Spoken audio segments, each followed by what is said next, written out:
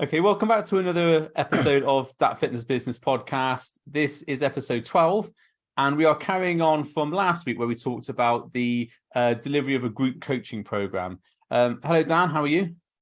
Hello, Tom. Very well. Excellent, excellent. Have you adjusted your camera sufficiently for the podcast? Camera's adjusted. Although since I've moved it now, I feel like this is taking up a lot of space. I don't want to be one of them people you know people want about who just it's all mic. Yeah. Like, oh, it's here, isn't it? It's all mic. Like right in front of their face, so it looks like a big dick nose. Oh, it's probably not even on, but it's there. It just got it. The mic's not even on, but it's there in the picture. What I've been noticing recently is you can get these mics, the clip-on ones. Right? Yeah. They've got a clip it on. Then you don't have to hold it with your hands. But no, people like to do this, don't they? That's weird, isn't it? Just clip it on, man. Honestly, I know when I used to do a lot of my old podcasts, I had the snowball. I still got the blue snowball now. It's tried and tested. But I used to have the snowball on the little stand in front of me, and if I was to hit the table or something while we were talking, not that I hit the table a lot, but it would come through on the microphone, which is why I bought this nice stand now. This like the boom arm. Yeah. Well, I just noticed that anyway. Sorry, tangent.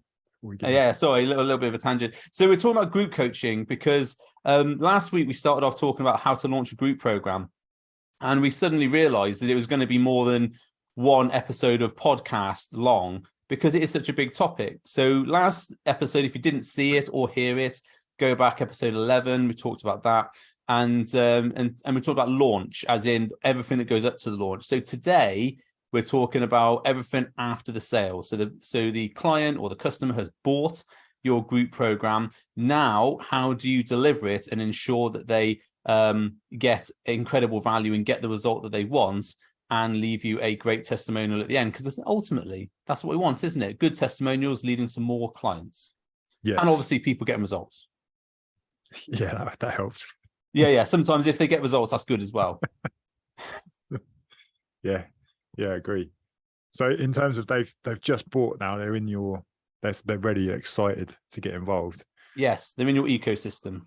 That's it. They're ready to go. So for me, I think there's a point there, and we've done this before, where you can take an opportunity there to get them to help out, get more people involved. So just as they buy, have a process where they will have whether there's an onboarding sequence of emails or they get welcomed into a group or wherever it's being hosted, take it as an opportunity to say, oh, by the way, if you know anyone else who would enjoy to be part of this as well or would like to get involved, then here's a link or here's some system for them to get involved as well.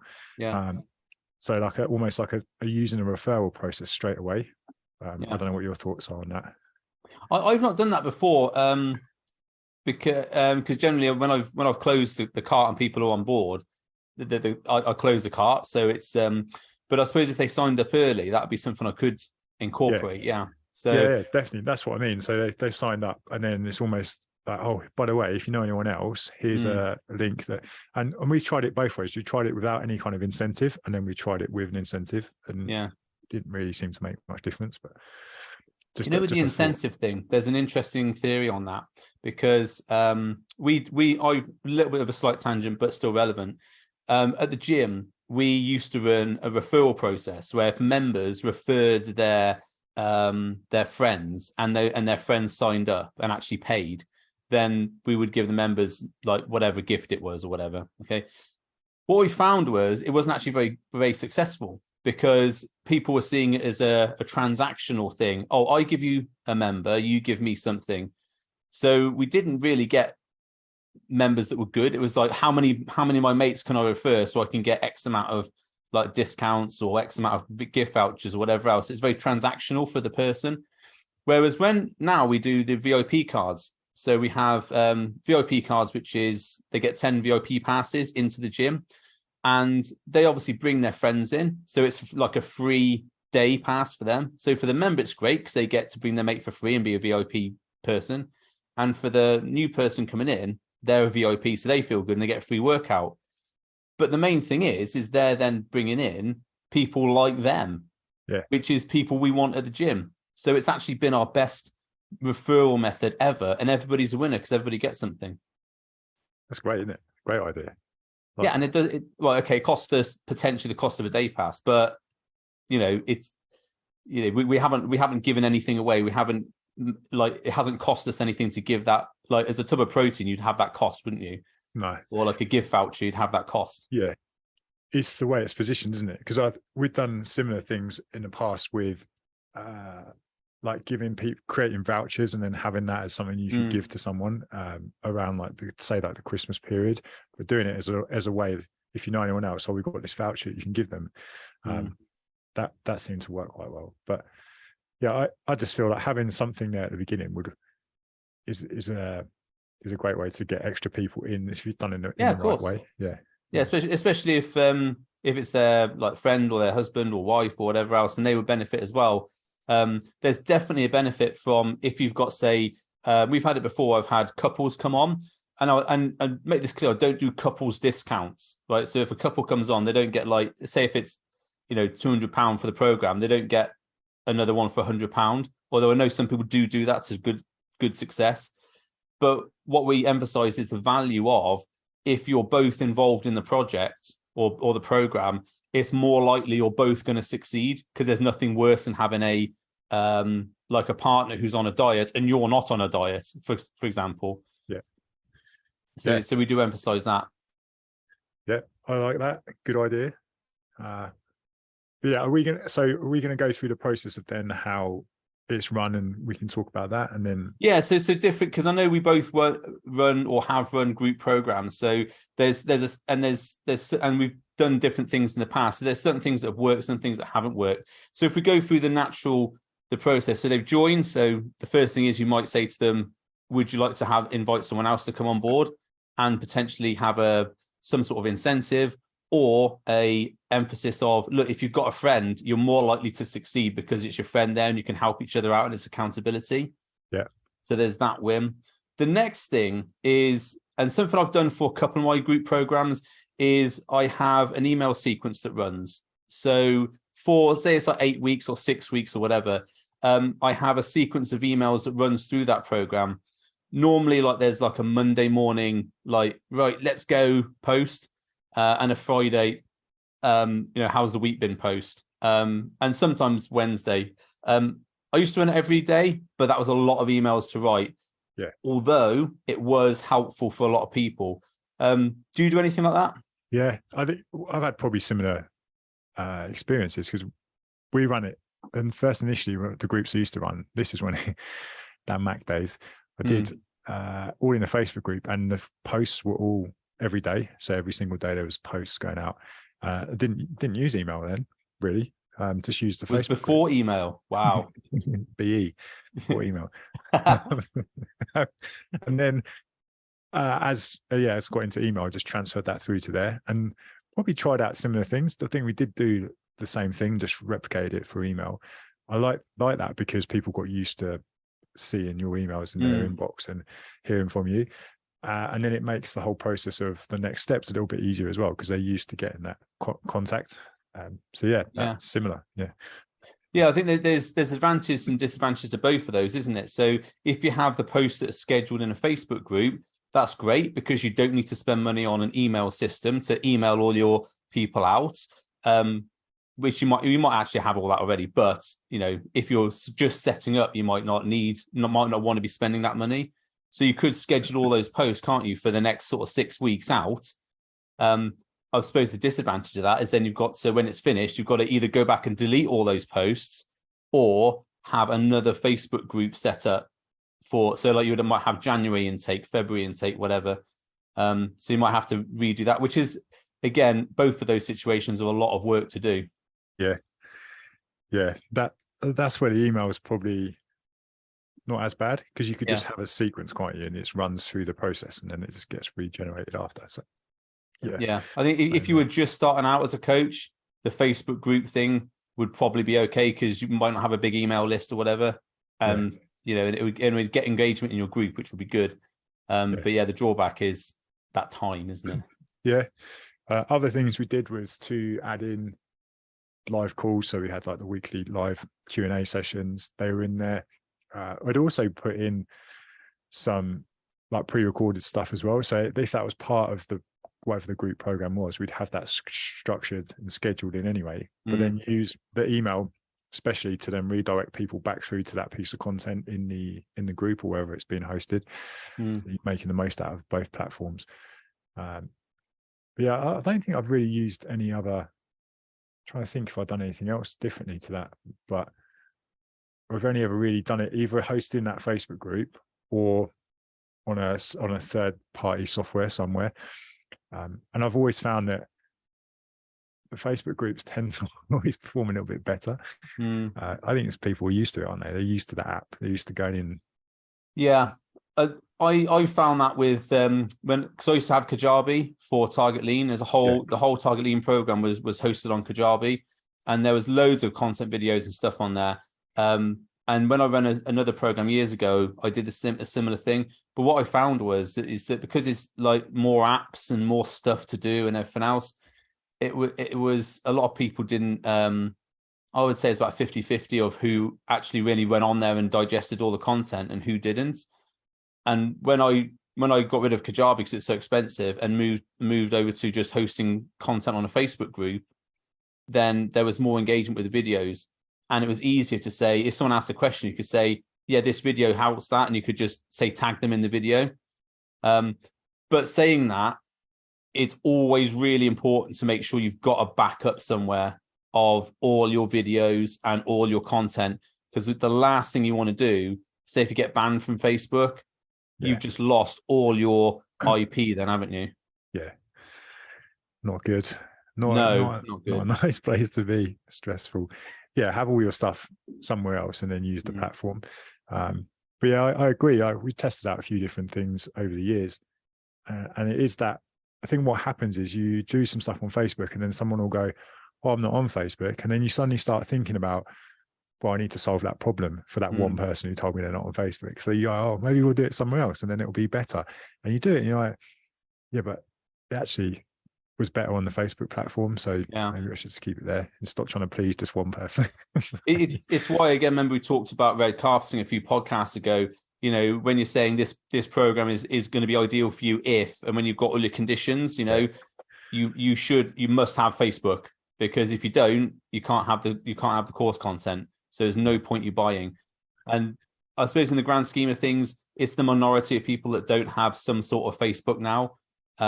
Although I have come up against that a few times and said, look, you know, if you haven't got Facebook, it's going to be difficult for you to digest all the content. And I said, look, you can join as a private person, just be completely private and not have any and just join for the group. And they have done that. That's what one of the coaches I work with, she runs a lot of challenges and Facebook is the needed for it. So she'll openly say that, like, to set a profile up, it's private, no one has to know you're in the group, and to delete it after if you want. Yeah.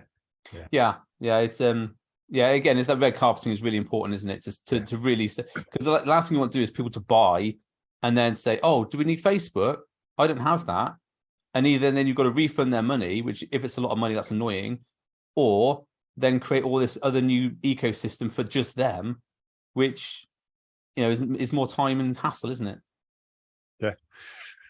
And the whole point of group stuff is you don't want to be doing all that individual stuff, do you? No, it needs to just be, there's work involved, obviously, but still have it so that it's not taking up all your time. And I don't know about you, when you first set up your groups, like when you first started doing it, was it more time intensive? Did you find that at the beginning? Yeah, it was because I didn't really know how to run like a Facebook. So when I first set up the Target Lean group, which was years and years ago, that was a lot of work. But over the years, I've sort of streamlined it now. And I know Facebook now have guides. They used to have units, didn't they? Yeah. Like teaching units. Now they have guides, and the guides are actually really easy to you can just set up your modules there and you can even, when you put a post in, if you think, oh, that could be good on that guide, you can just add it to the guide really quickly. So it's something now I prefer the Facebook group because it's easier for community and chat. And I know a lot of people have gone over to Discord. But for me, again, that's another app that I've got to download and use. And one of the other group programs on like a financial planning program, they do have a Discord server, and it's very good. But I'm not on Discord, as in I don't go on there a lot. So I miss out on that content, I suppose. But it's just more stuff for me to do every day, isn't it? Yeah, I was one of the things that popped up the other day. So I mean, we're setting up a new community group on Facebook. I'm just trying to find it. Yeah, have you seen this? You can set up a general chat now. So for the group. So there's a general chat for the actual group that's there, and it's all specific to the people in it. I thought it was a really cool idea, because I know they had rooms, but I haven't seen the general chat.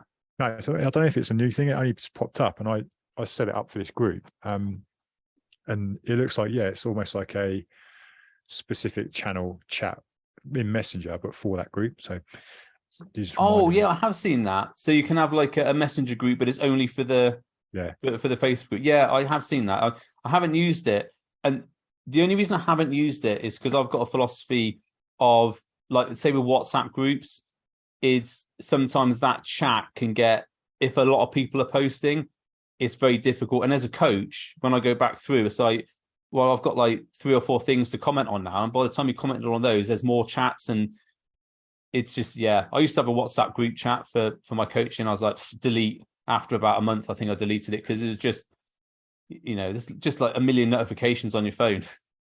It's mad, isn't it? It's like, if my notification, you've been added to a WhatsApp group, I'm instantly like, oh man, and I go in and mute to turn off.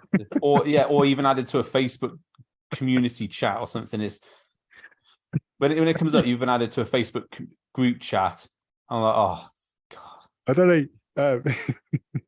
Have you got to that point yet where if you're in some of these groups on Facebook where you get a tag, you don't even open it because you know that they've just used at everyone, so you don't even go and look at it? So if it's I get that a lot, because I have actually exited a lot of groups now because of that everyone tag. And it's like this person's tagged you in a group, but I never talk to you. I don't really know you personally, and you tagged me. No, you haven't. Yeah. And the first thing I do is I go onto that group and just exit the group, because they keep doing it again and again. It's just annoying. Yeah, I remember that coming out. Oh, this is great. And then but within a day, everyone was like, "This is shit." Yeah, you can only use it once a day, can't you? Yeah. And I went off another tangent. Off then. So okay, so we've got the setup, we've got the content which is in our guides, and we've got potentially the emails or scheduled posts that go out. So we've got all that set up so that people can get the content. What's next? Oh, we talked about, because we did this in 7.11.4, didn't we? Where we had the group content in the guides, and then we had, like you said, the calls, the live calls. Yeah. Because we did all those on Zoom, didn't we? But although previously people have done them on Facebook Live, haven't they? Yeah. So what's your thoughts on Facebook Live versus Zoom for the group chats? I've used just Facebook Live before when it was just in there, and it's still actually quite good because you can get some interaction, but it's not the same as having everyone there on a Zoom call. And then when we went to, what was the group program we did? It might have been like Dan Mac something. I can't remember the name of it, but we did it. It was the time where you could integrate Zoom into Facebook, so you can have an integration, which then that worked really well because it took away a little bit of the painfulness of the live, and then had the Zoom still in there, and you could do it in the Facebook group itself. So that worked well. I find that that integration was good. But yeah, we've not used anything else to test out like live calls. I don't know if you have. No, I have done a Facebook Live with using OBS as and if you don't know what OBS is, it's like I think it's called online broadcasting software. But it's what a lot of people use for doing like YouTube lives and stuff like that, where they've got either they're playing their computer games or they've got some. I use it for my because you can connect your iPad up to your computer, and I use it to illustrate diagrams and stuff when I'm doing a Facebook Live. if you do that on Facebook Live or Zoom, you've got to share your screen. Now, in Facebook Live, it's very, I don't know if you've noticed this, but if you share your screen in Facebook Live, sometimes it doesn't translate into the recording, which is annoying. So people watching it back and are saying, oh, if you look at this and you look at this, and like, it's not there. So it's only recorded you, not the thing. If you do it in Zoom, yeah, you can then share your screen, but that has its own sometimes limitations. With OBS software, you can actually set up different, they're called scenes. So you can switch between, so say if you've got your iPad, you can switch between that and something else quite quickly by one button press. And I've used OBS quite well in my teaching videos, where I use just a transition to go from me and the iPad talking to just me talking. And I've actually now bought a Stream Deck, so I'm setting that up. Because I've looked at them before. There's quite a few in there, different variations. So I was going to ask you which one maybe off. I've got this one, which is, it's the Elgato Stream Deck, and there's 15 buttons on there. And I must say, I don't really know how to use it yet because I've only just got it for Christmas, so I'm just figuring out. But very easily, you can set up cameras and stuff like that. So if you one button press, you can switch. Yeah. But you can also set it up to like have things like congratulations and balloons going off and all that sort of stuff. And there's loads of applications for it. You can have a thing where you press a button and it pops up saying, like, you could have like Dan Mack, like professional mentor, like come across the screen, you know. So if you can set all that up, but it takes a little bit of time. But if you have got that integrated in, and you can integrate into Facebook Live, Zoom, all that sort of stuff, you can have a more interactive call. I think you can post like polls and all. You can do so much stuff with it. So if you really went to town on it, then your live calls could be very interesting. Yeah, I'm definitely intrigued into that. I wanted to find out from you how it was, but yeah, see what you think of it, because still good using it. It's frustrating going when you do that shared screen. You have to then stop the thing, go into the next whatever the screen is, find it, go into it. Yeah. If you were, OBS is free software, so if you are going to do things like say if you wanted to have your iPad on screen like that, and you wanted to quickly transition between your iPad and you can press it with one button. It says transition. You just go from those cameras, and you can have preset things up. So say if you wanted to have like a timetable on the left, which I used to do when I used to do the Get the Kettle On workouts live in the morning, you can set up so on the screen you've got the workout there. So, and you can transition to all those things really easily. And that's free software as well. That's open access free software. Yeah, it's good. But again, this is not what you would need if you're just starting out. You know, this is personally, I've done Facebook Lives before, and sometimes, especially got a DSLR, the camera doesn't load properly into the Facebook Live, and it's really annoying, especially if you just started and the camera's not loaded. So I now, all my streaming for a Facebook Live, I'd use OBS to stream into Facebook. And if I'm doing a live call, as in a group call, I'll always use Zoom and just say, right, and post the link in the Facebook group. Because then the recording you can pull off a lot easier from Zoom then. Yeah, whatever's just finding the ways that are less stress, easiest ways, but also the people understand. I think that's important to get that across, that people understand the platform, how to use it, where to find these things, because that's the main things that I've ever found is where it's like, well, where do I find this thing? How do I get onto that? How do I access this? Making that those processes simple, because they can be the difference that then takes someone from going through that program, that process, to then raving about it and telling everyone else about it and getting the results they want. And then maybe they work with you afterwards on whatever is next steps, to then going, actually, it was a bit disappointing. So it's just, those things do matter. And especially if you're working with, what I found is working with people sort of like for body transformation stuff. A lot of people haven't used Zoom before, and they haven't used these apps before. Like for us as coaches, we use them every day. So it's important to remember that what your knowledge isn't what their knowledge is. And obviously that goes without saying in terms of coaching, but also the software.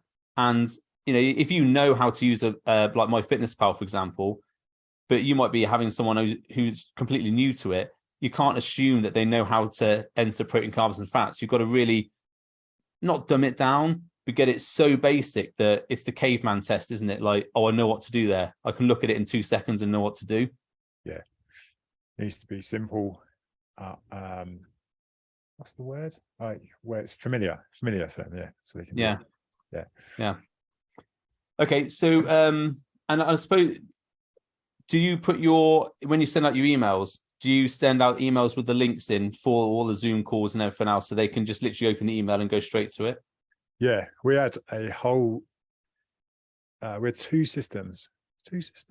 So we've got actually a system at the beginning which is used from a marketing promotion point of view, so like an email system, which is like a whole thing, which then if they signed up, they would then go into that next system for the actually running of the program. So there would be, we got it so it was automatic, so they come out of that, quite signed up, cool, they go into this and wait until the start date or whenever it started, and then they'd go into that process.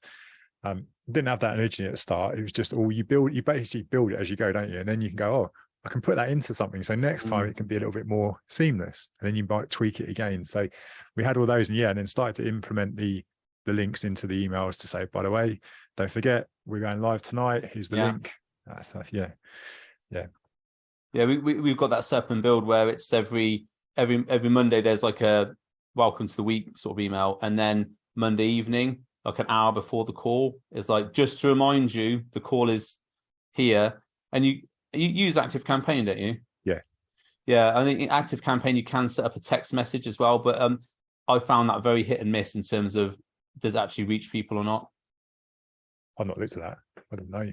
You can buy credits for SMS messages, and I think it costs about 10p a message, something like that. But you can then send an SMS from Active Campaign, like in the email sequence, to that person. It's a long time since I've used it, but what I found is that it doesn't cut you when you reach the limit of the characters for the text. Right. So I had a text set up, and it would like cut off midway through the message. Like, okay, that didn't tell me I only had that many like characters or whatever. It's probably improved since I used it, but you can do that as well. So say like 5 minutes before the call, you could set up an automated text. Or if you've got a WhatsApp group or a Facebook chat, you could set up an automation or whatever for a message that goes out and say, just to let you know, in 10 minutes, we're online. Here's the link. Yeah, definitely. You could, like, now the automations are so good, especially many chat automations. There's ones that could do that for you, and even WhatsApp automation now. So is there a good WhatsApp automation? Because I've looked and I can't really, I haven't been able to find one that really is decent. Yeah. So WhatsApp, WRATI is one. Wati, I think that's a good platform. Then there was another one I looked at the other day, but the automations are a lot better now, and you can build out. So you, from your ends, from the back end, you'll see the system. It'll just look like similar to Active Campaign. You can set the automations up. We were looking at setting up an automation for a WhatsApp group that would deliver a message every day. It's 365 days. So I was going to pull together, still might do this, pull together 365 days worth of content and things, and use it as a way to build a group, a massive WhatsApp group. And then when I started thinking about it, I was like, do I really want a massive WhatsApp group? Nah. So I still might do it, but maybe for something else. So yeah. But yeah, you can, the automations are so much better now.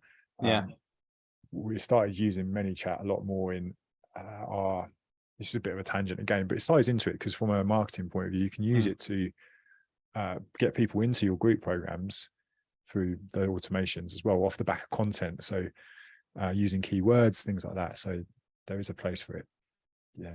Yeah, I've used ManyChat in the past, but not for years and years. So might be worth checking out. But again, like, just if people are just starting out with their coaching, it's another cost, isn't it? I mean, you've obviously been doing this for years and have got X amount of clients and this, that, the other.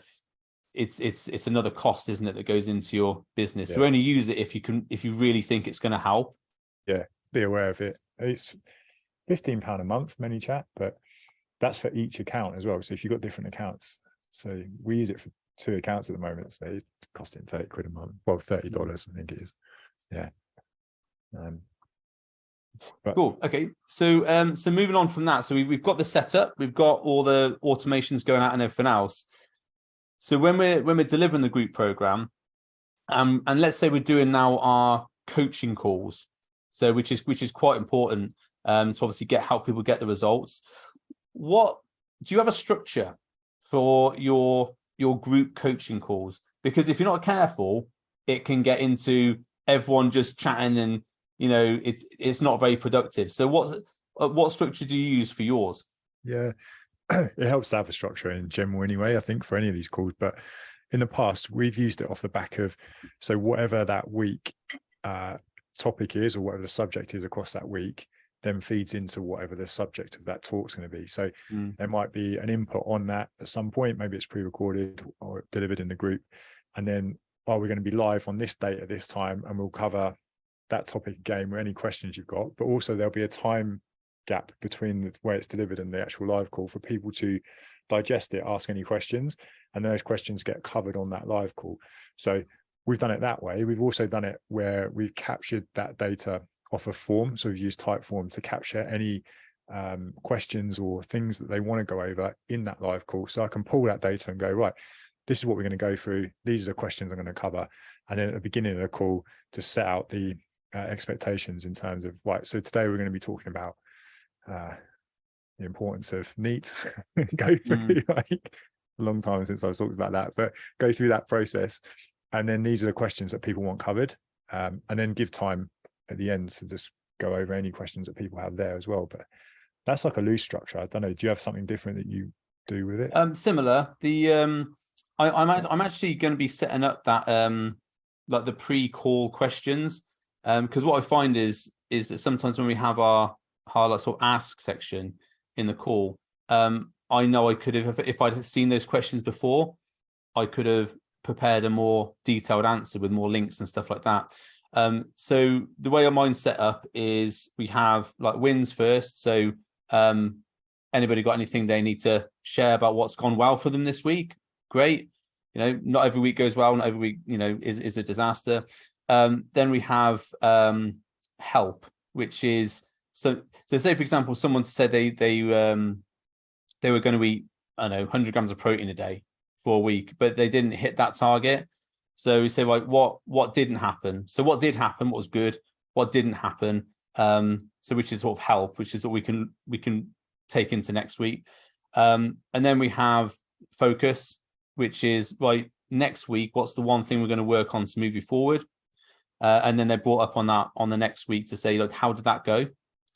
And then at the end is ask. So that's like the any other business, basically.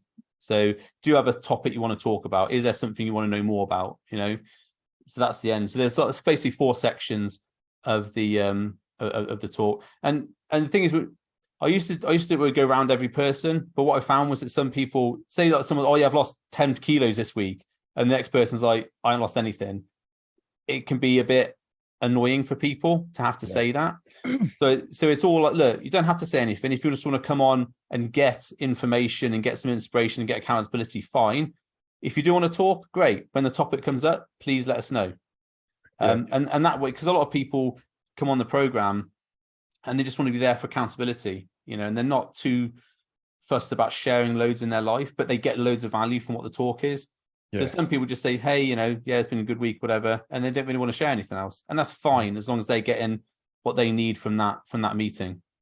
That's an important point, I think, to raise, because the last thing you want is people feeling like they're being forced to, like, I've got to say this stuff, or I've got to then, I don't feel comfortable pouring my heart out, or even like, I have had a win this week, but it's not as big as that person. They've just said it. So it's important that that's addressed. And I get that because we run our academy live calls, and that's in that process where they have a feedback form. We take the information, we cover it in the live call, and then I just thought about this actually. Our lives are run through Circle, so the coaching platform Circle, it actually built into there, which works quite well. But then there's a few, it's not quite seamless yet. I don't think they've got that integration quite right, so it's a bit annoying. that's just to go back to what we were talking about. But yeah, we use that process where we're like, we'll cover this, and we won't say who it's by, who's talked about it. We'll just cover it, an overview of that subject or the question they've asked. But that's important, Neil. Yeah, and that's why I think having that, like you said, having that form to fill out beforehand is important, because you could have a thing at the bottom saying, "Are you happy with this being shared?" And with, are you happy people knowing this is your question, or would you prefer it to be an anonymous question? And then you can do it that way. Yeah, that's great. A great addition. I might actually add that into because the call we had this morning for the coaches, we started to build in stuff like this for that, like things you want to ask, things you want to be brought up. Is there anything you want us to kind of help with accountability for? And again, I think that's important, that then when we come on the call, that person knows that yes, it's okay, you can talk about it, or you can talk about it, but don't say it's from me, for example. Yeah, because like, let's take in, if we think about Weight Watchers and stuff like that, we're all in a room with Weight Watchers, and like, you all get weighed, isn't it? And it's like, oh, you haven't lost any weight, you're failed this week. That's what people want to get away from if they're coming to online coaching. They want to get away from that spotlight. And okay, if they've had a great win, they probably want to shout about that. But if they've not had a great week and they haven't lost any weight and they haven't been on track with their training, and they're just feeling a bit crap about it, the last thing they need is a virtual room full of people all knowing that when they've all had wins. Yeah, that's it. That's cool. I like that. I'll go in and add that in. Actually, it's good. Stealing my ideas again. Good learning. That's what we're here for. Collective ideas. It's exactly just to steal idea. I'm going to steal your chat GPT idea. I've made a note to steal that straight away. You can't, because there's only one person who talks about that first, and everyone else has stolen that idea. So that's right, isn't it? And if anybody else uses that same idea, which is fairly logical to use, they've stolen it. So don't do it. Yeah, there's so that's a bit of an in joke between me and Dan about there's a few content creators or gurus in the industry who are saying that they invented a certain way of doing things on Chat GPT. And honestly, me and Dan have seen 3 or 4 people talk about exactly the same idea last 2 weeks ago, something like that. It was exactly the same idea, and they're all now moaning about it, that people have copied them, but they all did it in the same in the same week, so they've obviously learned it from someone. Same thing, isn't it? Like, yeah, I've seen too. I've been on a course for someone using AI to generate these ideas. It's nothing, and that's what everyone's talking about. But he was the first one that I saw. But now I see loads of other people are doing their versions of the course to help whatever it is they sell. It's just leveraging a tool. That's all it is. I feel like people talking about, do you know what? I invented calorie deficits, and no one else can talk about calorie deficit ever because I invented it. No, but yeah. Well, it's your way of going, so MyFitnessPal is a tool to help you create a calorie deficit or stick to one. So I'm going to do a course that's going to teach you how to get the best out of MyFitnessPal. Or here's a piece of content to get the best out of MyFitnessPal. It's the same thing. Right? Stop thinking that you created it. You didn't. Yeah, exactly right. Anyway, another tangent. Okay, cool. So we've done the coaching calls. And okay, so how do we measure people? How do we measure people's progress? Because obviously in a one-to-one situation, we'd be gathering more data, we'd be having potentially one-to-one calls, we'd be having that increased focus. So, I mean, what we talked about before, we don't want a group coaching to become a one-to-one coaching program. So how can we gather data on the clients? How can we measure success? How can we ensure that people aren't just falling off by the wayside as we're going along, and we can help them get the best results? Yeah, we still had a check-in process or a review process. So we still had that, but it wasn't as frequent. So we'd maybe have it every 2 weeks. I think I did one program where we had the check-in process just in the middle part. So it was like a 6-week group program, and at 3 weeks they gave a check-in review, and then we updated it from there. So I've done both. I've had every 2 weeks, done the 3-week process. I've also had it so that the the review form or feedback can be every week, but what it does is it works off their input and it delivers them back things to work on for that next week. So it's almost like a self-check-in accountability process. People will go like, oh no, but you can't do that because you're basically getting them to check themselves in. Yeah, because it's a group program, and what they're doing is they're getting the input and the feedback from everything you do on that week and the content you deliver and the live calls. So that check-in process is for them to report back, and then you use that data to then build out what you're going to talk about in the next live call.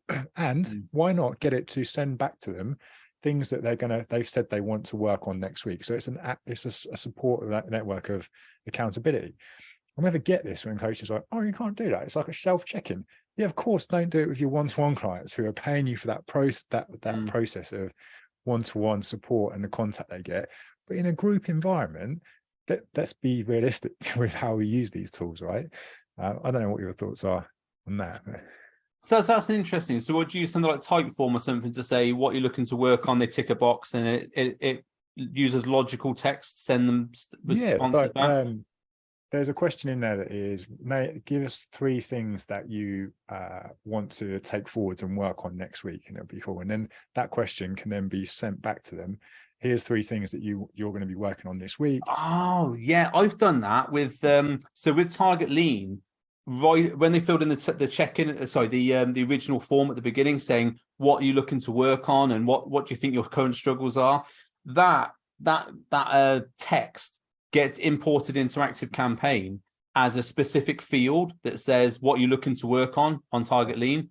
And then when we're sort of midway through the program, we send them an email back with, and it's like, you can go into the personalized thing and you can add that text. And obviously it's different for everybody, but it's like add text, what they're looking to work on or something. Yeah. And in the email, it feeds back to them saying, at the beginning of the program, you said you wanted to work on this, and this was the thing, these were the problems you were facing. Are these still the problems you're facing? Do you still need help on that? So that's a really cool idea for doing it midway through check-in, so they can then get that email back as well. I think so, because it's accountability as well. But then if you weren't using the information they gave you and you were just using it as a way to still check in with them, that's still not that bad. But I think if you're using the information and you're going, right, in this call, we're going to talk about these because most people have been coming up with similar things. But then also you're taking an opportunity to go, right, cool, next week you want to increase your activity levels by this amount, or you want to eat more vegetables, whatever it is. So that's a cool way of doing it. I think where I don't agree with it is if you're doing that process for your individualized bespoke no coaching. Exactly. Yeah, because the whole thing about is group is, and people understand this as one-to-many, and one-to-one is very personalized, specific stuff. That's an interesting thing about, because you could use Typeform to just have a thing saying what you're working on next week and continually overwrite that as a field in Active Campaign, so it feeds them back every week. Yeah, that's it. Build it out. Yeah, it's interesting. That's a nice one. Nice little tip there. But if anybody copies that, obviously, and then Dan's got the rights to sue you for taking his idea, because that's how fitness guru stuff works. You sue people who steal the idea that everyone else is doing. Yeah, no, I'm all for it, because again, this is another tangent, but it just got me thinking. I was thinking about it over the weekend.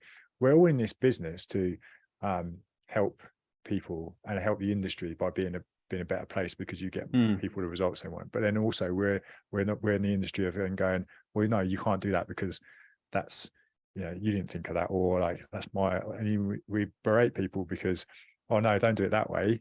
Oh yeah, why would you do it that way? It's like, we all want the same freaking outcome. Stop battling each other and be like, yeah, this is fine. This is what we're here for, to provide support. Imagine how much of a better place it would be, but yet we still want to dig each other out at the same time. So I don't get that. Yeah, there's that thing about sharing ideas, and giving away your best content, whatever. I had the block system for Target Lean, and I've used that for all my coaching programs, and I've talked about it openly, and I know people have taken that same idea and the calorie system, which I used, and all that sort of stuff. They've taken that idea and made it their own. Okay, well, fair play to you, because you're not me, so you can't deliver the program like I deliver it. So I'm not that bothered. Once an idea is out there, you know, it could be very hard. You can't patent an idea, can you? You can, well, sort of with the trademark office, but you know, I think if you've got an idea and you implement it, eventually someone is going to go, that's a good idea. I'll implement that on my coaching program. But they're not you. They're not your, they can't deliver the stuff like you deliver it. Yeah. And I think that gives you this thing to work harder, to work better, to make sure that your program is the best program. You know, okay, there's a difference between ripping off something copy completely, but I think you're right. People are like, they get so het up about, oh, that was a good idea that I had and he's stolen it. Well, you're going to have more good ideas. If all they do is steal your ideas, they're going to be stealing ideas from everyone else. So all their course is going to be is a collection of other people's ideas. Yeah. Which doesn't make him a good coach. No, you see it with loads of stuff, don't you? Content, for example, right? Like a prime example of that is copy and paste, right? Well, that's just copy and paste. It's plagiarism, isn't it? But then actually taking that and going, oh, I can use that as a framework, or that's given me a really good angle to explain how I think about things. That's how you develop something and how you develop your own thought process around it. And I feel that there's definitely a place for that within the coaching space, and it can be leveraged really well for sharing your opinion. When we want more people, more coaches especially, to share their opinion on things, because then you connect with your audience better. If you're just regurgitating facts and figures, you might as well just Google it. But if you can actually go, well, here's a post by so-and-so, I'm going to reshare that, but I'm going to tell you why I don't agree with it or why I do agree with it. And then instantly you're building connection. And that's something that I feel that coaches can be doing a little bit better just on this subject. Yeah, I think people are very protectionist of their ideas. And like, for example, the stuff we talked about today is all stuff that we've implemented in our private programs. And unless you've done our programs, you wouldn't know about it. But we're sharing it for free on this podcast, hoping that other people are going to pick that up and go, that's a good idea, I'll run with it, and make them better coaches. Yeah, why not? Like, coaches can come in and they'll go, how do you run your coaching business? How do you set up what systems do you use? What softwares? I remember being really protective back in the day. I was like, oh no, I use this software called Apotheo, and no one else can know about it because it's a secret. Now I'm like, you need to use this because this will work for your business really well. And I'm not affiliated with them or anything. I don't get anything for it, but I'm like, I know it will suit your business because I've used it. So why don't you use it? But back when I started, I was like, no, I didn't want anyone to know because it's a secret. Yeah. But I mean, everyone can have all these different apps and all these other things, all these wonderful things, but you've got to get people into your program. You've got to deliver the content. You've got to deliver the the ideas and make people want to come onto your program. Just because we use a certain system doesn't mean we're going to be more successful as coaches, although it does help us be more successful. So who cares if people know we send personalized emails out during our campaign, during our group programs? Because everyone should do that. Make a better program. That's what I was getting at, because there's things that I would definitely have done, and then the coaches who come into the program are like, well, we've done this, we know that it can work, but you've still got to then implement that. You've still got to put your stamp on it.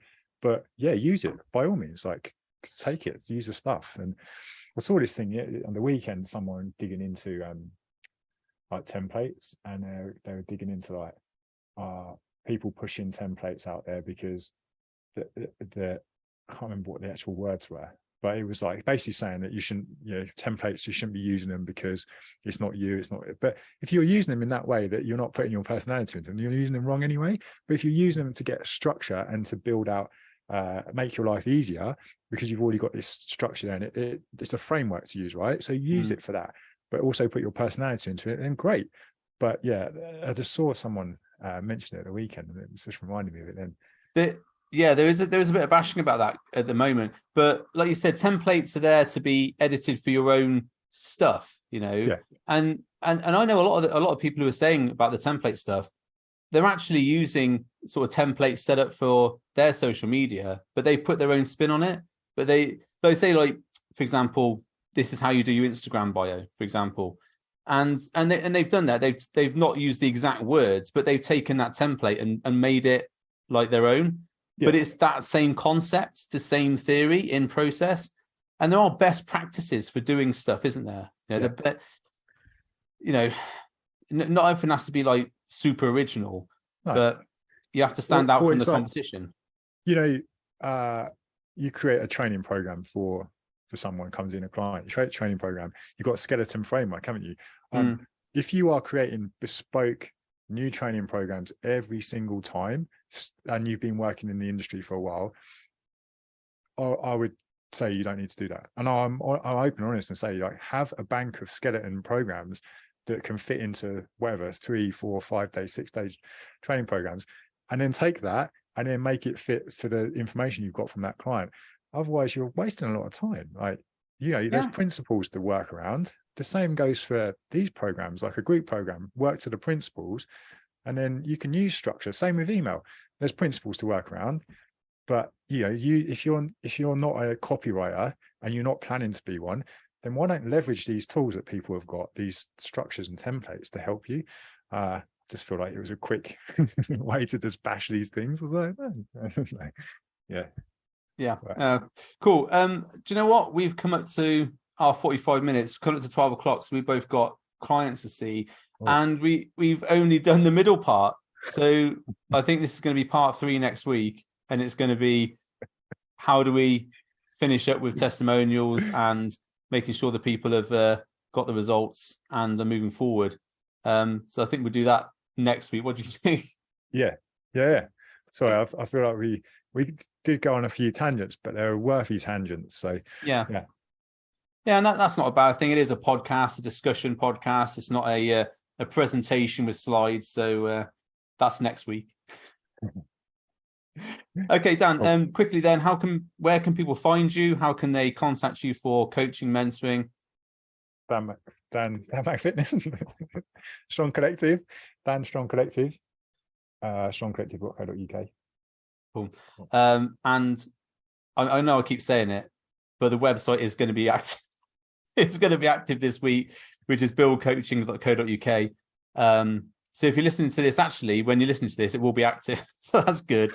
And Tom Build Coaching for pure gym and business mentoring, and Tom Blackman _nutrition for nutrition and some of my business content, because I'm double posting at the moment until the other account reaches over 100 people following. It's a slow process. Yeah. Great. Okay, Dan, thanks very much. And I'll see you on next week's podcast.